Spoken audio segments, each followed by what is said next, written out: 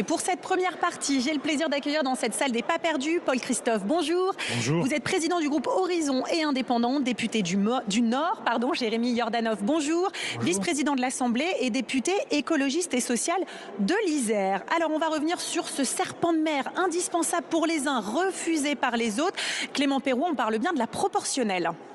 François Bayrou, le Premier ministre, on le sait, est de longue date un partisan de la proportionnelle. Eh bien, il a décidé de relancer le débat et d'engager un cycle de consultation. Il va recevoir à Matignon les représentants des principales forces politiques françaises. Ça commence demain à 10h avec Jordan Bardella et Marine Le Pen pour le Rassemblement national. Jeudi, c'est Gabriel Attal qui sera reçu par le Premier ministre. Ce ne sera pas facile de trouver un consensus sur cette question. La plupart des forces politiques sont tout de même favorables à l'introduction de proportionnelle, mais sous quelle forme? C'est là toute la question. Entre la proportionnelle intégrale, la dose de proportionnelle ou pas de proportionnelle du tout, le chemin ne sera pas évident à trouver pour François Bayrou. Merci beaucoup Clément Peyroux. Alors messieurs, sans essayer de rentrer trop dans le détail, ce qu'on va faire après, mais sur ce principe de la proportionnelle, Paul Christophe, qu'en pense le groupe Horizon? Écoutez, nous sommes plutôt opposés donc à cette question dans la mesure où on en voit des effets délétères, notamment l'archipélisation, l'éclatement finalement de la représentativité au sein de l'Assemblée, avec cette difficulté à avoir finalement du consensus au moment où notre pays a besoin plus que jamais de stabilité. Jérémy Yordanov, vous les écologistes, vous êtes plutôt favorables à ce mode de scrutin? Oui, alors les écologistes sont historiquement favorables à la proportionnelle. Nous nous félicitons que ça revienne enfin dans le débat. En réalité, ça fait 3 ans qu'on en parle, qu'il y a des discussions et que ça n'aboutit pas. Donc je pense que... Promesses de campagne depuis 2017, mais effectivement, jamais de... Maintes fois des promesses de campagne, et effectivement, ça n'a jamais été pour l'instant traduit dans la loi. Alors justement, sur cette question, Paul Christophe parlait d'archipélisation. Jérémy Yordanov, est-ce que ce débat, il est vraiment d'utilité quand on voit l'Assemblée aujourd'hui? Il y a 11 groupes à l'Assemblée, on peut dire que chaque groupe est quand même représenté. Finalement, s'il y avait la proportionnelle, est-ce que cette Assemblée, elle ne serait pas quasiment la même qu'aujourd'hui? On ne sait pas. La réalité, c'est que les effets d'un changement de mode de scrutin sont très difficiles à mesurer. Sur le nombre de groupes, ce qu'on peut dire, c'est qu'effectivement, on a 11 groupes aujourd'hui à l'Assemblée nationale et nous avons le scrutin majoritaire à 2 tours. Nous avons une impossibilité de trouver une majorité absolue et nous avons le scrutin majoritaire à 2 tours. Donc en fait, la situation de blocage et l'instabilité aujourd'hui, je crois, ne vient pas de la question du mode de scrutin. Elle vient du fait que le gouvernement n'a pas engagé sa responsabilité devant l'Assemblée nationale. Et s'il n'a pas pu le faire, c'est qu'il n'a pas pu élargir sa coalition pour une raison très simple. C'est que les coalitions aujourd'hui, elles se forment avant le vote des législatives et pas après. Et ça, c'est la faute du mode de scrutin. Justement, Paul Christophe, c'est un des arguments des partisans de cette proportionnelle. En disant, là, on oblige les partis à s'entendre avant. Avec la proportionnelle, chacun part seul de son côté. Et ensuite, on se réunit, on discute et on monte une coalition. Est-ce qu'on y est prêt ? Ou alors est-ce qu'on est loin d'y arriver? J'observe quand même, chers collègues, que 4 partis se sont associés pour gagner les élections législatives. Ils ne sont pas toujours alignés, pas toujours d'accord. Donc l'idée de se mettre d'accord avant pour que ça se retrouve dans l'hémicycle, ça ne se vérifie pas tous les jours. C'est vrai que lorsque je suis arrivé à l'Assemblée en 2017, on m'a dit 5 groupes, c'était beaucoup trop. Aujourd'hui, nous avons 11. Voilà un petit peu le résultat de ce que pourrait être demain, finalement, le résultat lié à une élection proportionnelle. Ce que j'observe également, c'est qu'on est souvent accusé pour un manque de représentativité territoriale. Je vais prendre un exemple sur mon département du Nord, où nous avons 11 sénateurs et 21 députés, 11 sénateurs élus à la proportionnelle quelque part, avec un collège électoral différent. Lors de l'avant-dernière élection, électeurs au Sénat, alors que vous, c'est une élection directe. Nous avions donc sur les 11 sénateurs, 9 qui appartenaient à la métropole de Lille et seulement 2 qui étaient hors métropole, pour vous dire l'impact que ça a, sur le risque d'une métropolisation également du scrutin au détriment des territoires ruraux. Justement, pour essayer de revenir sur cette accusation qui est faite aussi par ceux qui s'opposent à la proportionnelle, effectivement, on comprend que si on est un parti, il faut trouver 20 noms dans une région. On va peut-être choisir des élus qui sont dans des communes très peuplées, qui représentent beaucoup d'habitants, Lille par exemple pour parler du Nord. Jérémy Yordanov, est-ce qu'il n'y a pas justement ce risque de mettre en tête de ces listes à la proportionnelle finalement des gens qui représentent essentiellement les grandes villes au détriment de la ruralité? Je ne le crois pas, parce que si vous voulez gagner, il faut représenter l'ensemble des territoires. Et je pense qu'une liste ou un parti politique ou une coalition qui mettrait uniquement des candidats métropolitains enverrait un message très négatif et ne se ferait pas élire.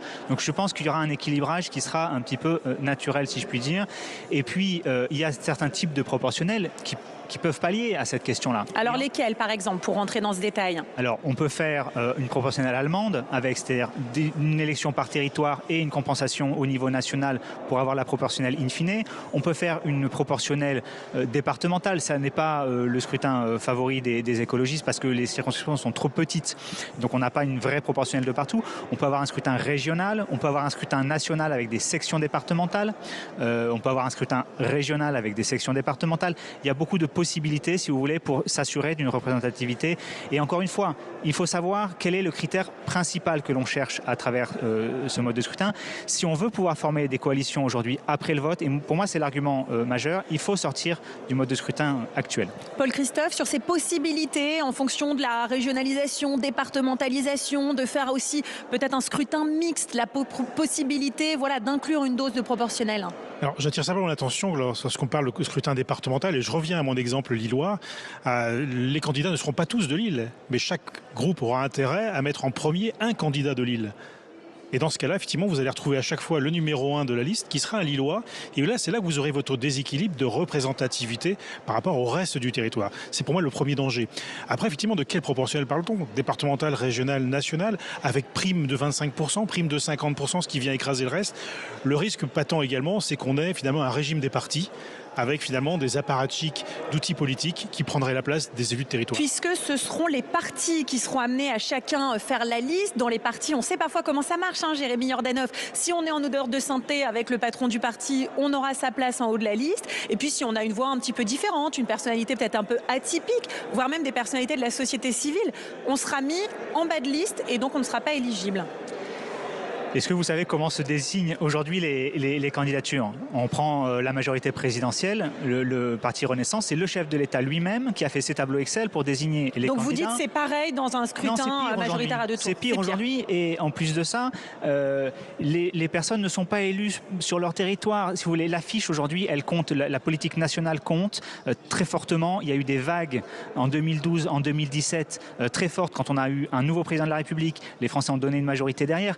Donc il faut sortir de cette idée que parce que ce serait une désignation par des partis politiques, ce serait différent. Les partis politiques décident déjà. Ensuite, il y a des modalités différentes dans chaque parti politique. Chez les écologistes, il y a un vote des militants sur chaque circonscription pour savoir si vous êtes ou pas le bon candidat. Et je pense que ça, c'est une piste. Mais on ne peut pas simplement dire il y a des partis politiques. Et par ailleurs, moi je pense que ce discours anti-parti qui est très prégnant dans la classe politique française depuis le général de Gaulle, en réalité est un discours qui vient favoriser la toute-puissance du président de la République et qui affaiblit la vie politique de notre pays. On va prendre le pouls des autres groupes politiques, mais un dernier mot là-dessus, Paul Christophe, c'est un refus total pour vous de la proportionnelle, ou alors il y a des réflexions? Peut-être qu'on peut parler aussi du cumul des mandats en même temps, peut-être qu'on peut parler du conseiller territorial en même temps. Est-ce que vous êtes quand même ouvert à la discussion au groupe Horizon? À ce stade, c'est plutôt un refus catégorique dans la mesure où effectivement on considère que ce scrutin n'apporte pas de solution par rapport à ce besoin de stabilité dans la décision politique.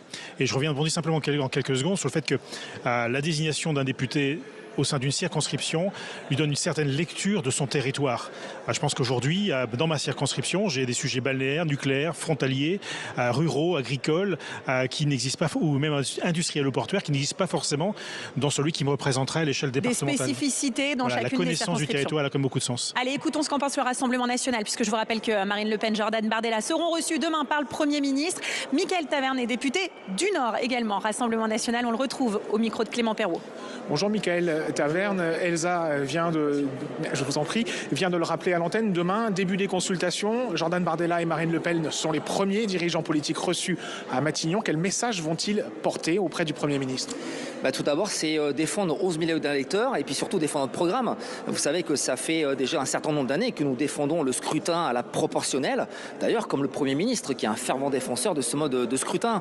C'est un mode de scrutin aujourd'hui uninominal majoritaire à deux tours qui est archaïque et d'ailleurs qui a montré ses limites lors des élections législatives de juin dernier avec des alliances de contre-nature, des désistements de la honte, des LR qui se sont désistés pour faire élire la France insoumise. Et aujourd'hui, aujourd'hui et les LR critiquent la France Insoumise. Donc je pense qu'il faut mettre en place ce mode de scrutin qui est beaucoup plus juste. Et d'ailleurs, c'est un mode de scrutin qui est mis en place dans toutes les démocraties européennes. Puisque je rappelle que lors des élections législatives, en Allemagne, en Autriche, en Italie, c'est la proportionnelle qui s'applique. Pourquoi ? Pour pouvoir avoir une stabilité et pouvoir gouverner. Ce qui n'a pas été le cas en juin dernier. Il y a eu une instabilité assez problématique. Donc c'est la raison pour laquelle nous sommes des fervents défenseurs de ce mode de scrutin avec une prime majoritaire. Ça fait longtemps au Rassemblement national que vous défendez la proportionnelle. Vous devez vous satisfaire que le débat ait lieu. Mais là, il s'agit simplement d'un cycle de consultation. Est-ce que vous pensez vraiment que François Bayrou veut bouger sur ce sujet ou est-ce que c'est simplement un artifice de communication un peu cosmétique ? En tout cas, j'espère que François Bayrou, le Premier ministre, défendra ses convictions. Comme je le disais, ça fait déjà un certain nombre d'années qu'il est un fervent défenseur du mode de scrutin à la proportionnelle, tout comme le Rassemblement national. C'est la raison pour laquelle Jordan Bardella et Marine Le Pen iront demain à Matignon pour défendre justement le mode de scrutin à la proportionnelle avec une prime majoritaire pour avoir une stabilité politique pour pouvoir gouverner ce pays. Merci à vous. Merci. Merci beaucoup Clément Peyroux. On va revenir sur deux choses intéressantes dans l'intervention du Rassemblement national. Cette question de la prime majoritaire. Le Rassemblement national dit oui à la proportionnelle, mais avec une prime majoritaire pour que le groupe arrive en tête et aller une majorité assez confortable. Ça, c'est pour lutter contre l'instabilité. Écoutez, on a recensé à peu près 80 façons différentes de construire une élection à la proportionnelle. Donc la question c'est quelle proportionnelle nous choisirions. Il y a des dangers en plusieurs. La question de la prime majoritaire porte le risque de voir écraser finalement l'objectif initial qui est de voir être représenté un maximum de composantes politiques au sein d'une même assemblée. Donc c'est assez contradictoire finalement par rapport au début de notre discussion et celle de mon collègue notamment qui visait à ce qu'il y ait une représentativité la plus large possible. Jérémy Jordanov sur cette question de la prime majoritaire que veut le Rassemblement national. On le comprend bien puisque chaque parti fait un peu ses calculs. Le Rassemblement national veut, si un jour il remporte les législatives, pouvoir s'appuyer sur une majorité assez solide. Prime majoritaire ou non ? Non, je pense que quand on fait un mode de scrutin, il faut le faire pour des questions de principe. Et là, aujourd'hui, l'avantage de la proportionnelle, on n'a pas dit, mais il y a aussi la question de la parité et il y a la question de la représentativité, la représentation de l'ensemble des sensibilités politiques dans l'hémicycle. C'est ça, et donc il ne faut pas mettre une prime majoritaire, sinon on casse cet avantage-là. Ensuite, la question de la stabilité, elle est très importante, la stabilité. Mais si on veut de la stabilité, c'est la question de l'engagement de la responsabilité du Premier ministre devant l'Assemblée nationale, l'article 49, alinéa 1er, qui depuis 2022 n'est pas mis en œuvre, et c'est ça qui crée l'instabilité. Aujourd'hui, on a plus d'instabilité que jamais, parce que le gouvernement n'engage pas sa responsabilité devant l'Assemblée nationale. Avec une Assemblée élue à la proportionnelle, si vous trouvez une majorité, vous engagez votre responsabilité devant l'Assemblée et vous déroulez votre programme, et il n'y a pas d'instabilité. J'ajoute, je termine là-dessus, que tous nos voisins européens qui ont la proportionnelle n'ont pas de prime majoritaire. Donc c'est un faux débat de lier la stabilité à cette prime majoritaire. Sur cette question, selon Jérémy Jordanov, qui obligerait en fait le Premier ministre, voilà, vraiment négocier avec les différents groupes, s'assurer d'une coalition. On voit que dans certains pays européens, ça peut prendre des mois. Est-ce que c'est un vœu pieux ou est-ce que ça permettrait aussi peut-être à la classe politique française, voilà, de créer du consensus ? Écoutez, moi je suis transfrontalier avec la Belgique, donc je vois ce que la négociation peut prendre parfois comme temps, et on peut se trouver que plusieurs mois, voire presque une année sans gouvernement. Donc j'appelle à la prudence lorsqu'on veut changer les règles du jeu, et notamment sur ces aspects donc de représentativité et de construction de projets.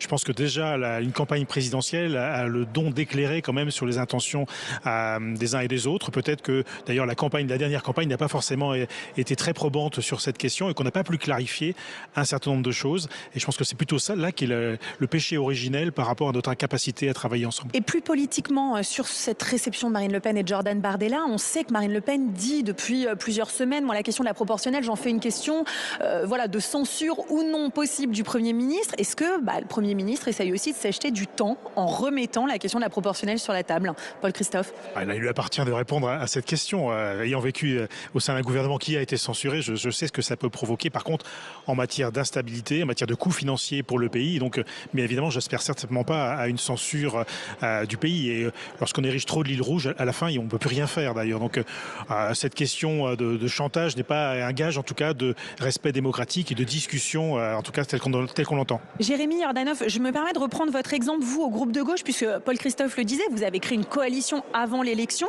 Cette question de la proportionnelle, est-ce que vous en avez besoin aussi, les écologistes, pour vous détacher, notamment des insoumis ? C'est vrai qu'on entend très souvent cet argument argument. La proportionnelle permettrait, on pense plus globalement aux socialistes notamment, eh bien de ne pas avoir à faire un deal avec les insoumis avant les élections, de partir seul et ensuite de construire quelque chose. Est-ce que ça, à gauche, vous en avez aussi besoin pour ne pas être tenus les uns avec les autres? Si vous me permettez, je voudrais parler un tout petit peu de la consultation que fait Bayrou vers le Rassemblement national. Donc demain, Rassemblement national, puisque c'est le premier groupe, et puis ensuite le groupe de Gabriel Attal. Il fait une faute politique d'aller voir le Rassemblement national. Il se met encore une fois dans les mains du Rassemblement national qui va faire un chantage à la censure et le RN va dire on veut la prime majoritaire, sinon rien. Et c'est la...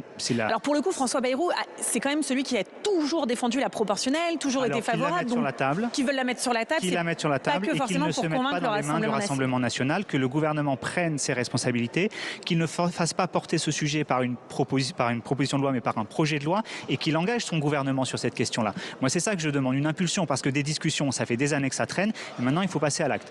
Et sur cette question plus spécifique à gauche? Sur la question à gauche, évidemment les périmètres des alliances et des coalitions vont bouger en fonction du mode de scrutin. Si on reste sur un scrutin comme celui-là, on continuera à avoir des coalitions très larges. Je ne peux pas vous dire avec qui ni comment à l'avance, ça se fera sur des questions programmatiques, on l'a toujours fait sur des questions programmatiques. Mais moi ce que je souhaite c'est que les Français puissent se prononcer sur des projets politiques et non pas sur une coalition. Et c'est valable à gauche, c'est valable au centre, c'est valable à droite. Chacun porte son projet dans la coalition qui soutient le président de la République, je ne sais même plus comment vous appelez. Chacun a des projets différents. Socle commun, on dit parfois, voilà. Bloc central. Il faut que les électeurs puissent se prononcer sur des projets politiques et non pas sur des coalitions larges. Sur cette question, Paul Christophe, et on l'entend beaucoup dans le cas des socialistes notamment, de dire cette proportionnelle, elle leur permettrait finalement de partir seuls et ce serait plus facile après de négocier avec eux et pour le coup d'éviter la censure, parce qu'on sait bien que le groupe socialiste peut être un groupe pivot dans ces cas-là. Est-ce que cet argument politique tient ? C'est toujours compliqué de présumer à l'avance du résultat d'une élection. Et en soi, il faut toujours faire attention lorsque l'on veut tripatouiller les règles électorales. Généralement, ça se retourne contre vous. Et je ne suis pas sûr que ce soit leur motivation première d'ailleurs. Je pense qu'effectivement, on a plutôt besoin d'être, à mon sens, dans le cadre d'une campagne, d'être éclairant sur un projet, sur une ambition pour le pays. C'est comme ça que je l'entends.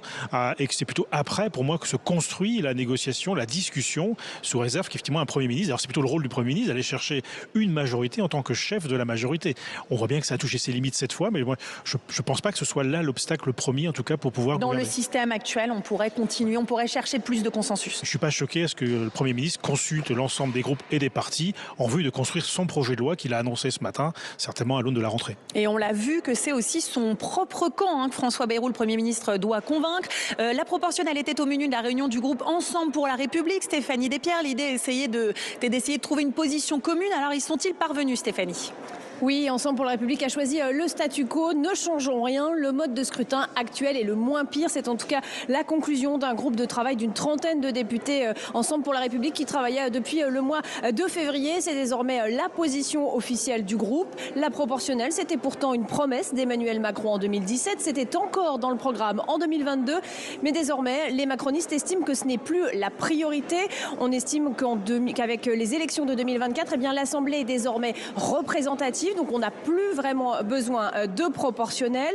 On estime aussi que la vraie efficacité des institutions ne tient pas qu'à cette question de la proportionnelle, qu'il faut étudier par exemple le nombre de parlementaires, peut-être la création d'un conseiller territorial. Alors ça ne veut pas dire qu'on arrivera totalement fermé à la réunion avec le Premier ministre, explique-t-on dans l'entourage de Gabriel Attal, qui, je vous le rappelle, a rendez-vous jeudi avec François Bayrou. La position est donc officielle, mais tout le monde n'est pas d'accord au sein du groupe. Yaël Braun-Pivet, par exemple, la présidente de l'Assemblée nationale, Elisabeth Borne, l'ancienne première ministre, elles sont très favorables à une dose de proportionnel. Mais quelle proportionnel ? C'est tout l'enjeu. Le groupe EPR attend quand même les propositions de François Bayrou. Et comme le dit Pierre Cazeneuve, qui était chargé de ces travaux, c'est de savoir quel type de proportionnel. Et il y a autant de types de proportionnel que de fromage. Ah bah écoutez, ici on avait 80 selon Paul Christophe de nuances de proportionnel, il y en a même peut-être un peu plus. C'est assez baroque parce que le Premier ministre, il va pas pouvoir s'appuyer complètement sur le groupe EPR, ni sur le vôtre, on y reviendra, mais la droite est aussi défavorable. Il pourrait arriver à faire passer un texte futur avec les voix de la gauche, le Rassemblement national et celle du Modem, Paul Christophe ? Ce serait peut-être une autre pour lui, en tout cas l'occasion d'aller chercher une autre majorité, mais je ne peux pas présumer bien évidemment à des votes des uns des autres. On le voyait tout à l'heure, pas de prime majoritaire, d'autres veulent une prime majoritaire. Donc à l'aune de la discussion que l'on a, on ne sait pas quel sera réellement le projet qui sera mis sur la table. Et je pense que c'est ça l'idée des consultations qu'organise François Bayrou, à savoir dans quelle mesure il peut écrire un PJL, un projet de loi qui puisse rassembler une majorité quelle qu'elle soit. Jérémy Yordanov, est-ce que vous pensez qu'il y a une majorité, peut-être une majorité pour la proportionnelle comme principe, mais une majorité qui se mettrait d'accord sur les termes exacts, précis, départemental ou non, mixte ou non? Là, ce que j'entends, c'est que déjà dans le groupe Ensemble pour la République, ils ne sont pas d'accord sur la question du principe. Donc je suis un peu inquiet, c'est-à-dire qu'ils ont fait campagne là-dessus, ils se sont fait élire en disant il faut faire la proportionnelle et maintenant ils disent ah bah non, surtout pas parce que peut-être ça va nous remettre en cause notre siège. Donc moi je pense qu'il faut que ce débat, s'il est bloqué à l'Assemblée, il faut le faire sortir de l'Assemblée nationale. Référendum ? Il faut que tous les Français s'emparent de ce débat-là et à un moment donné il faut aboutir parce que moi je crois qu'il n'y aura pas, si on reste sur une tripartition de l'espace politique, le scrutin majoritaire à 2 tours, si vous faites une dissolution ou une nouvelle élection en 2027, vous n'allez pas résoudre le problème de la majorité absolue. Et donc on restera sur quelque chose qui est ingouvernable. Si on veut changer cette chose-là, il faut s'attaquer au mode de scrutin et c'est maintenant qu'il faut le faire. Il ne faut pas remettre toujours à plus tard et à 2027 parce que vous désespérez les gens, vous restez dans une situation de blocage et si demain, moi je vous donne un exemple, les Républicains sortent du gouvernement parce que Retailleau décide qu'il part en campagne pour la présidentielle, avec quelle majorité vous allez gouverner? Vous êtes incapable de faire une majorité. Le gouvernement actuel n'a pas de projet politique. Donc on est aujourd'hui avec une situation bloquée et la proportionnelle, elle ne résout pas tous les problèmes de la Ve République, mais elle résout une chose, elle débloque, je pense, le paysage politique et la question... Justement, vous parliez des Républicains. Je vous propose d'écouter ce qu'en pense la droite républicaine. Jean-Didier Berger, le député des Hauts-de-Seine, est au micro de Stéphanie Despierres. Bonjour, vous, à la droite républicaine, la proportionnelle c'est non, quelle que soit la dose. Pourquoi ? Tout simplement parce qu'on pense que la proportionnelle est un très mauvais système. La proportionnelle, c'est la confiscation du pouvoir par les partis politiques qui sont en mesure de choisir tous les candidats inscrits sur les listes présentées aux électeurs, alors que dans le système actuel, chaque Français peut vraiment choisir un candidat local, même un candidat indépendant qui ne soit pas en lien avec les partis politiques. C'est la raison pour laquelle on pense que c'est une très mauvaise idée. En plus, elle est imposée pour une mauvaise raison. On nous dit que l'instabilité actuelle serait finalement lié au mode de scrutin majoritaire, alors que c'est l'exception qui confirme la règle. Depuis les débuts de la Ve République, justement, on a mis en place ce système parce qu'il tranche avec l'instabilité qu'on avait connue sous la République précédente, qui était marquée par de multiples gouvernements. Donc, vouloir, pour réparer une exception, créer une règle qui finalement institutionnaliserait définitivement le chaos, on pense que c'est une très mauvaise chose. Certains promoteurs de la proportionnelle disent que ça permettrait de mieux représenter les Français, que l'Assemblée aurait un visage plus divers. Je crois qu'aujourd'hui, l'enjeu, c'est surtout de faire en sorte que la République fonctionne à nouveau, qu'on puisse dégager des majorités claires pour faire avancer le pays à travers de vrais projets. Quand on voit que finalement, il ne se passe rien, que les choses n'avancent pas et qu'au contraire, c'est le désordre et le chaos qui règnent à l'intérieur de l'Assemblée, on se dit que cet enjeu de représentation qui finalement n'est pas si mal assuré que ça jusqu'à présent, eh bien, il n'est pas aussi important que le bon fonctionnement du pays. C'est la raison pour laquelle je pense que le système actuel reste le meilleur. Dernière question rapide. François Bayrou est Premier ministre. Les Républicains participent à ce gouvernement. Est-ce que s'ils persistent à vouloir instaurer la proportionnelle, vous pourriez quitter le gouvernement? Est-ce que ce serait un motif de divorce? Il est clair qu'en tout cas, nous demandons à Bruno Retailleau, qui représente la droite républicaine au sein du gouvernement, qui est le ministre de l'Intérieur et par conséquent aussi le ministre des élections, de s'opposer formellement et d'imposer au Premier ministre, d'imposer à François Bayrou le retrait de ce projet qui ne nous paraît pas acceptable. Merci beaucoup. Merci à vous. Merci beaucoup Stéphanie Despierres. La droite qui monte le ton, qui monte beaucoup le ton en ce moment sur les impôts, sur la proportionnelle. Ça peut être un point de rupture pour la droite si François Bayrou va plus loin dans cette question de la proportionnelle et dépose finalement un texte. Peut-être qu'ils ont des élections internes, mais je dis ça, je ne dis rien. Je crois bien qu'il y en a. En tout cas, ce que je peux dire, c'est qu'au sein du parti Horizon et du groupe et aux côtés d'Edouard Philippe, on préfère travailler à un projet de société qui permet de convaincre les Français plutôt que de travailler à un changement du mode électoral. Je ne suis pas sûr que ce soit la bonne réponse en tant que telle. Voilà pourquoi nous sommes mobilisés à ses côtés. Sur cette question, Jérémy Yordanov, effectivement, une assemblée qui débattrait pendant 2-3 semaines sur la proportionnelle. Est-ce que les Français vraiment ont besoin de ça aujourd'hui? Il y a peut-être d'autres priorités. Ça donne aussi parfois le sentiment, bien que chacun parti va regarder quelle est la proportionnelle qui lui serait le plus favorable pour la pousser. Est-ce que ça ne fait pas un peu tripatouillage électoral? Ce sont les règles du jeu. elle concerne tout le monde et donc je pense qu'elle concerne au premier chef les Français. Les Français, ils observent le paysage politique, ils observent ce qui se passe à l'Assemblée nationale et ils sont consternés de ce qui se passe depuis la dissolution. Et la dissolution, elle n'est pas liée à la proportionnelle. Ils constatent que le gouvernement n'a pas de projet politique, qu'il n'y a pas une coalition sur un projet. Ça, c'est consternant pour les Français. Et ça fait, en fait, depuis cet automne, depuis le gouvernement Barnier, qu'on est dans l'impossibilité, dans l'incapacité de faire fonctionner correctement. Mais c'est pas forcément dû à la proportionnelle, ça, Jérémy Darmanin. Bien sûr que si, parce que ce qui ne permet pas au gouvernement, alors l'impulsion du chef de l'État, il aurait très bien pu nommer un Premier ministre avec mandat de composer une coalition sur un programme. Il ne l'a pas fait. Mais s'il ne l'a pas fait, c'est parce que la Ve République lui permet de ne pas le faire et parce que finalement le mode de scrutin aujourd'hui empêche de bouger les périmètres des coalitions après l'élection. C'est ça qui a bloqué au lendemain de l'élection législative en 2024. Paul Christophe, c'était une promesse d'Emmanuel Macron. Il nomme un Premier ministre qui a fait de la proportionnelle une des batailles de sa carrière politique. C'est vrai qu'il faut peut-être y aller pour voir ce que le Parlement en pense. Très franchement, il n'y a pas un seul concitoyen qui m'a parlé du besoin de mettre la proportionnelle. On parle de bien d'autres sujets, en particulier la santé. On a des éléments de réponse d'ailleurs qui ont été partagés hier et je trouve que ça a du sens aujourd'hui. Et puis revenir sur les coalitions, à partir du moment où on vient avec des lignes rouges, il n'y a pas de coalition possible. On aurait très bien pu s'entendre sur des budgets, des lectures budgétaires, en élargissant la majorité si on avait tous voulu travailler dans le même sens. Et je pense que c'est ça le message également qu'on doit adresser à nos concitoyens, c'est travailler dans le même sens. On verra, ce sera un test puisqu'on commence déjà à parler du budget 2026 ici à l'Assemblée. Merci beaucoup Paul Christophe.